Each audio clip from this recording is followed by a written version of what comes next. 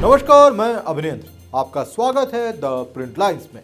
आइए एक नजर डालते हैं अब तक की 5 बड़ी खबरों पर। केंद्रीय सूचना प्रसारण एवं खेल मंत्री अनुराग सिंह ठाकुर हिमाचल प्रदेश के दौरे पर हैं। इस बीच उन्होंने विपक्ष पर जमकर निशाना साधा। उन्होंने कहा, विपक्ष के पास अपना भ्रष्ट चेहरा छिपाने के लिए कुछ नहीं बचा, इसलिए उन्होंने यूपीए का नाम बदलकर इंडिया रख दिया। उन्होंने कहा कि राहुल गांधी ने ओबीसी समुदाय के लिए जिस तरह के शब्दों का इस्तेमाल किया वह देश के सामने है। जब वे एडमिनिस्ट्रेशन में विफल हो गए तो अब वे जाति के बारे में बात कर रहे हैं। मोदी सरकार गरीबों के लिए काम करने के लिए प्रतिबद्ध है। पास अपना भ्रष्ट चेहरा छिपाने के लिए कुछ नहीं बचा, तो उन्होंने यूपीए का नाम बदलकर इंडी गठबंधन रख लिया, यानी कि अहंकार और घमंड से भरा हुआ घमंडिया गठबंधन। और उसमें ओबीसी समाज के लिए जो शब्दों का प्रयोग श्रीमान राहुल गांधी जी ने किया वो देश के सामने पता है। उनकी सदस्यता लोकसभा की जब गई तो उसी के चलते गई। अहंकार इतना कि अभी तक माफी नहीं मांगी ओबीसी समाज से। ये क्या करेंगे? ये तो सारी उम्र कहते रहे गरीबी हटाओ, गरीबी हटाओ, गरीब मिटा दिया था इन लोगों ने। आज देखिए बिहार का क्या हाल है, पश्चिम बंगाल का क्या हाल है। ये लोगों के पास जब दिखाने के लिए कुछ नहीं, ये एडमिनिस्ट्रेशन में फेल हो गए, सरकार में आके पूरी तरह फेल हो गए, तब अब जाति का आधार ले रहे हैं। लेकिन मैं कहूंगा सबसे बड़ी जाति गरीब है और गरीब के कल्याण के लिए मोदी सरकार प्रतिबद्ध है। मोदी सरकार ने गरीबों के लिए जो काम किया वो किसी जाति धर्म संप्रदाय के हो, उसके कारण 13.5 करोड़ गरीब मात्र पिछले 6 साल के अंदर गरीबी रेखा से बाहर आए हैं। के मकान मिले, 12 करोड़ शौचालय बने, 13 करोड़ घरों को नल से जल पहुंचा और 9.5 करोड़ बहनों को रसोई गैस के सिलेंडर उज्ज्वला योजना में मिले और कुल मिलाकर 18.5 करोड़ नए रसोई गैस के सिलेंडर मिले। इसके साथ साथ 80 करोड़ लोगों को 2.5 साल तक मुफ्त में अनाज, 220 करोड़ वैक्सीन मुफ्त में, 5 लाख का इलाज आयुष्मान भारत योजना में, ये सब मुफ्त में मिला जी। ये हमने दिया, लेकिन जाति देखकर नहीं दिया, गरीबी देखकर दिया है। इजराइल पर हमास के हमले और उसके बाद इजराइल की ओर से जवाबी कार्रवाई के बाद हालात बेहद तनावपूर्ण हैं। पिछले 24 घंटे के दौरान घटनाक्रम तेजी से बदले हैं। आतंकवादी संगठन हमास द्वारा इजराइल पर किए गए हमले में कम से कम 100 लोग मारे गए, जबकि 700 से अधिक लोग गंभीर रूप से घायल हो गए। वहीं दूसरी ओर फिलिस्तीन में भी संघर्ष में लगभग 200 लोग मारे जा चुके हैं। इस पर अब संयुक्त राज्य अमेरिका के राष्ट्रपति जो बाइडेन का बयान आया है, जिसमें उन्होंने इजराइल के साथ चट्टान की तरह खड़े रहने की बात कही है। Today, the people of Israel are under attack, orchestrated by a terrorist organization, Hamas. In this moment of tragedy, I want to say to them and to the world and to terrorists everywhere that the United States stands with Israel.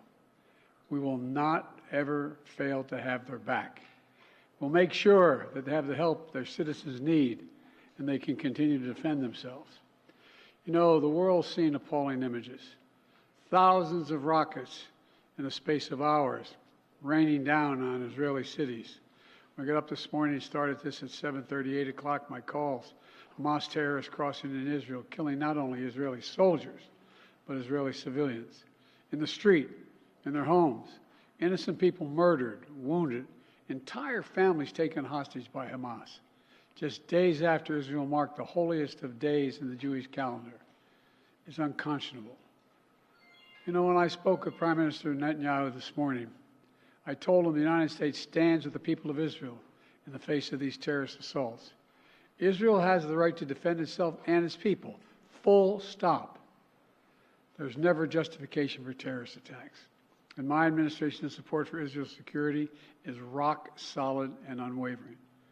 Let me say this as clearly as I can.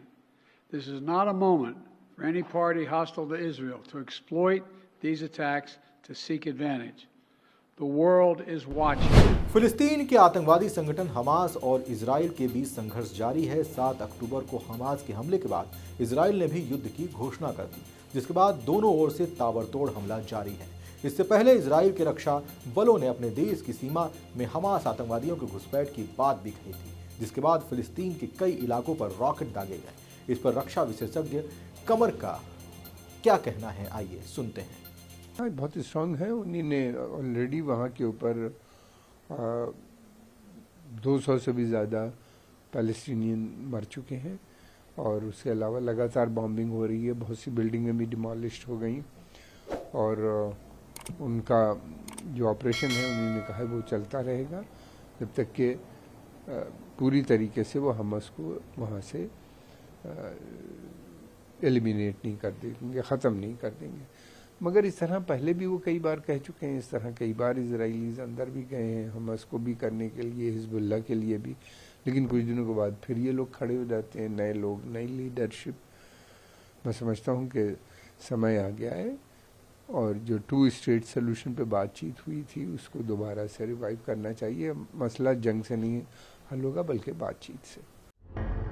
Prayagraj अदम्य शौर्य का गवाह बना जब भारतीय वायुसेना ने 8 अक्टूबर को अपनी 91वें एयरफोर्स डे पर औपचारिक परेड और एयर शो आयोजित की। वायुसेना प्रमुख air chief marshal VR Chaudhari ने नए ध्वज का अनावरण किया। 72 साल बाद वायुसेना को नया ध्वज मिला है।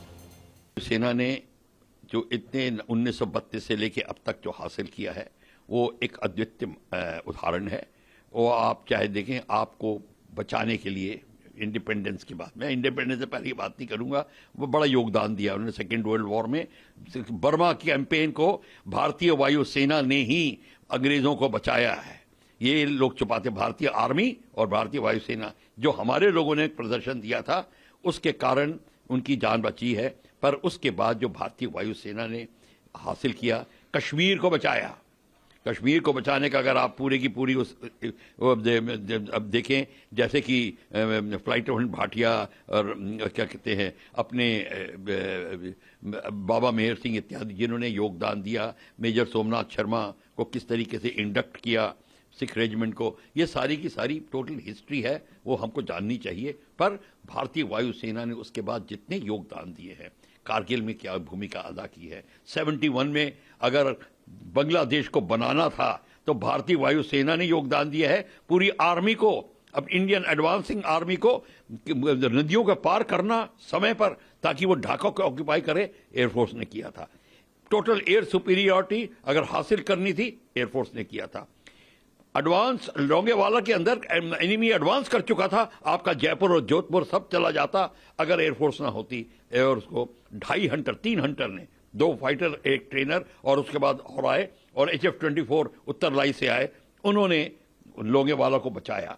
सो भारतीय वायुसेना का योगदान उसके बाद कारगिल में है। और जिस तरीके से सूडान की बात भूल गए, किस तरीके से अभी हाल ही में हमारे सिविलियंस को सूडान से निकाल के लाए, ये सारी की सारी चीजें जो है हमें भूलनी नहीं चाहिए। आज भारतीय वायुसेना का जो जन्म दिवस है उसको हमें बड़े शौक से मनाना चाहिए और भारतीय वायुसेना के जो उत्साह को और बढ़ाना चाहिए ताकि वो जम के देश की सेवा करते रहें। देश भर के क्रिकेट वर्ल्ड कप का खुमार छाया हुआ है, इसे लेकर रोज कुछ न कुछ नया देखने को मिल रहा है। वहीं वडोदरा में भी क्रिकेट का क्रेज देखा जा रहा है। यहाँ एक ज्वेलर ने वर्ल्ड कप इंडिया की टीम को अलग अंदाज में शुभकामनाएं दी। उन्होंने 2.5 इंच लंबी 22 कैरेट शुद्ध सोने की हूबहू वर्ल्ड कप की प्रतिकृति बनाई, जिसे उन्होंने अपने शोरूम के एंट्रेंस पर सजाया, जो आकर्षण का केंद्र बना हुआ है। उनका कहना है कि इस तरह उन्होंने अब क्रिकेट टीम के प्लेयर्स का मनोबल बढ़ाने की कोशिश की है। 22 कैरेट गोल्ड से बना हुआ वर्ल्ड कप है। इसकी साइज लगभग 1.5 इंच जितना लंबा है और वेट लगभग 11.25 ग्राम जितना है। इस तरीके से मतलब आपने इसको किया? बारीकी गोल्ड, ये वर्ल्ड कप है या कोई भी ज्वेलरी है, काम बहुत ही बारीकी से करना पड़ता है क्योंकि उसकी फिनिशिंग जब तक अच्छी नहीं आती है, जब तक गोल्ड शाइन ऐसा अच्छा नहीं करता है, तब तक उसकी वैल्यू नहीं होती है। तो बहुत ही अच्छे से उसकी फिनिशिंग होगी।